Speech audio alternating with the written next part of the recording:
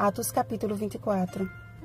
Porém, confesso-te que, segundo o caminho a que chamam seita, assim eu sirvo ao Deus de nossos pais, acreditando em todas as coisas que estejam de acordo com a lei e nos escritos dos profetas. Versículo 14.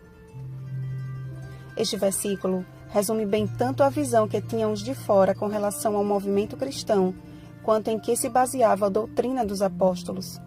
Denominado de seita, o cristianismo sofreu uma forte perseguição por parte dos judeus simplesmente porque acreditava que em Jesus foi cumprida a tão aguardada profecia messiânica. Considerado o principal agitador da seita dos nazarenos, Paulo era constantemente acusado de traição e apontado como um homem perigoso e semeador de discórdias. Perante Félix, o apóstolo apresentou defesa inquestionável, de modo que o governador, não tendo do que acusá-lo e conhecendo mais com respeito ao caminho, mandou prender a Paulo até que tomasse melhor ciência de seu caso.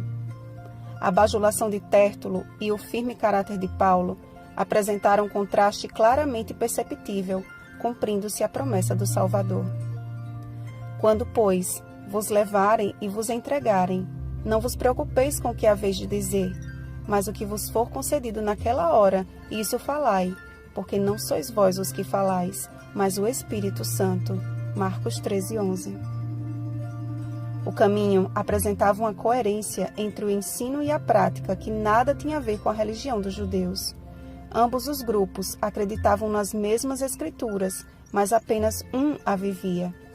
O esforço de Paulo por manter a consciência pura diante de Deus e dos homens não era mediante a apresentação de salvação por obras, mas pela fé em Cristo, que mediante o Espírito Santo o conduzia às boas obras.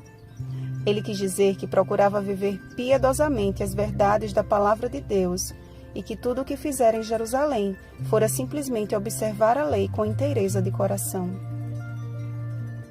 O estudo deste episódio deve causar em nós dois tipos de questionamentos.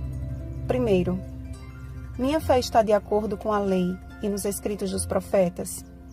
Segundo, tenho me esforçado por ter sempre consciência pura diante de Deus e dos homens?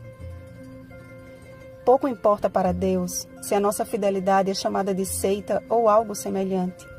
Mas assim como o Espírito Santo foi concedido a Paulo e aos demais apóstolos, a sua concessão possui uma condição.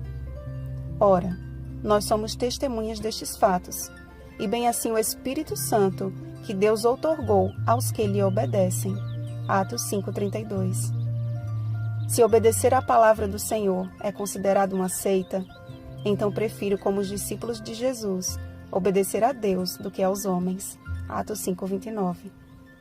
O homem que foi dotado por Deus com sabedoria inédita, após uma análise acurada sobre a vida neste mundo, chegou à seguinte conclusão: de tudo o que se tem ouvido, a suma é: teme a Deus e guarda os seus mandamentos, porque isto é dever de todo homem. Eclesiastes 12:13. Percebem? De todo homem, e não apenas de todo judeu.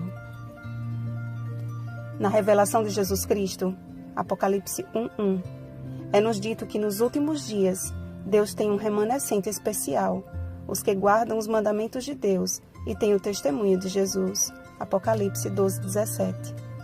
Ora, se o Espírito Santo é concedido aos que obedecem a Deus, como conservaram a consciência pura enquanto negligenciam as verdades eternas das sagradas letras? Félix e Drusila tiveram a oportunidade ímpar de ouvir da boca de Paulo palavras do Espírito Santo. Contudo, ao ouvirem acerca da justiça, do domínio próprio e do juízo vindouro, foram tomados de medo e não de temor. Era mais fácil recusarem-se a ouvir do que aceitarem as verdades que chocavam com o estilo de vida que os agradava. O apelo do Espírito Santo aos que se assentam sobre a terra e a cada nação e tribo e língua e povo, Apocalipse 14:6, continua sendo o mesmo. Temei a Deus e dai-lhe glória, pois é chegada a hora do seu juízo, e adorai aquele que fez o céu e a terra e o mar e as fontes das águas. Apocalipse 14:7. O fato de que o único mandamento que apresenta a assinatura do Senhor Deus como nosso Criador é o sábado, Êxodo 20, do 8 ao 11, não desperta em você a curiosidade de estudar mais a respeito deste tema? Amados, não devemos nos preocupar com o título dado à nossa fé, mas em que ela esteja de acordo com a vontade de Deus. Que pelo estudo sincero das Escrituras, apresentemos diante do Senhor e dos homens uma consciência purificada pelo Espírito Santo.